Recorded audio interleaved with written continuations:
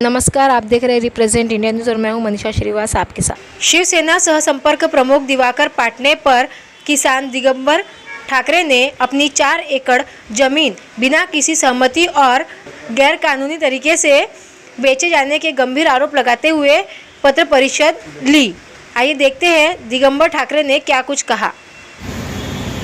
माझा परिचय असा आहे का मी दिगंबर रामचंद्र ठाकरे सावरबाग ओळखीचं रोडला राहणार आहे आणि माझी कोरडवाडची जी जमीन आहे ती मौजा खागाव पोलीस स्टेशन कायदेशीरच्या अंतर्गत येत आहे। तर माझा असा म्हणणं आहे का मी दिवाकर पाटणेला 2020ला माझं एक ॲग्रीमेंट झालं होतं। त्या आधारे त्यांनी माझ्यासोबत करारनामा केला होता। तर त्यांनी एक असं केलं माझ्यासोबत का काही पैसे दिले आणि पैसे दिल्यानंतर त्यांनी माझ्यापासून पावला पटणी करून घेतली आणि त्या पावला पटणीच्या आधारे नंतर मी त्यांना पैशाची मागणी केली बाकीच्या रक्कमची। तर तो म्हणाला का तुला पैसे काही देणं नाही आहे, तुझे पैसे तू पूर्णपणे घेऊन पावलेला आहे, तुझ्याने जे बनले ते करून घे। तर मी म्हटलं सर मी तर माझ्यासोबत हा करारनामा केला त्या आधारे तुम्ही मला पैसे दिले नाही आहे आणि पावरा पटणी करून घेतली। ते म्हणता का तुझे पैसे पूर्णपणे दिलेले आहे, तर तुला जे बनते ते करून घे म्हणे।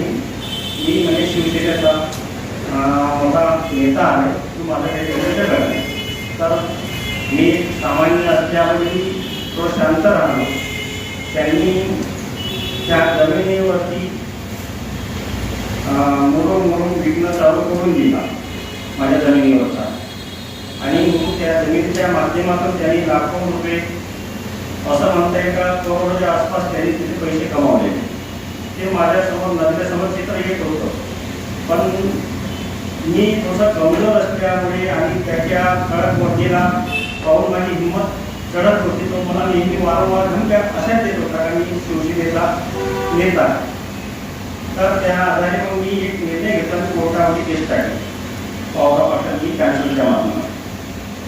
मग ते मला वाटते 2020ला फेब्रुवारी 2024 2022ला फेब्रुवारी 2024ला तर ते पावरा पटणी टाकल्यानंतर केस टाकली। तर ते 2024ला फेब्रुवारीमध्ये कोर्टाने स्टे ऑर्डर दिलेला। तर मला स्टे मिळाल्यानंतर मला वाटलं का कोर्टात म्हणजे माझ्याकडनं आहे, मला थोडासा एक मिळाला। पण त्याच्यानंतर काय झालं का मी अचानक माझ्या शेतामध्ये चक्कर मारण्यासाठी गेलो। तर तिथल्या एका शेतकऱ्यांनी सांगितलं का तुझी जमीन विकली, त्याची परत घेतली, काही खरं आहे का खोटं आहे। तर त्या प्रतच्याद्वारे असं माहिती पडलं का त्यांनी एप्रिल महिन्याच्या 15 एप्रिलला त्यांनी त्याच्यामध्ये नावं टाकलेली आहे। त्या नावाच्या आधारे त्यांनी परस्पर रजिस्ट्री मारून त्याला शेती विकून टाकली झाली आहे। तर मी पूर्णपणे व्यस्त झालो आहे। त्याच्यामुळे आता मी कोर्टाकडे माझ्या नाही बिना स्टॅम्प ड्युटीने आता त्यांनी चालकाची त्याच्यासोबत त्यांनी माझं काय केलं होतं त्याची मला मॅडम मी आता त्याविषयी ग्रामीण एसटीकडे मी एक कंप्लेंट दिलेली आहे आणि कळमेश्वर पोलीस स्टेशनमध्ये लेखी स्वरूपामध्ये दिवाकर पाटणेचं नाव। तुम्हाला सगळ्यांना पार्टी बनवायची, रजिस्ट्रारला पार्टी बनवू शकता काय?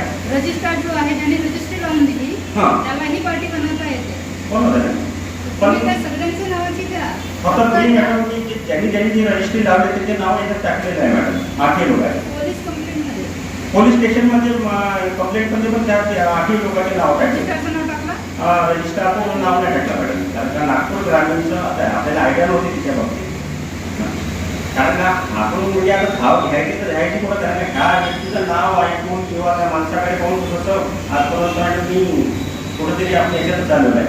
आणि जमीन मॅडम माझी वडील पार्टीची जमीन आहे आणि यांनी हा खेळ खेळत गेला आणि ज्याचं एकच म्हणणं आहे मॅडम तर का कानून माझ्याजवळ आहे, कानूनला मी असंच ठेवतो आहे आणि शिवसेनेचा आम्ही नेता असल्यामुळे मात्र कोणी काही देऊ शकत जो म्हणून तिथून काढला तो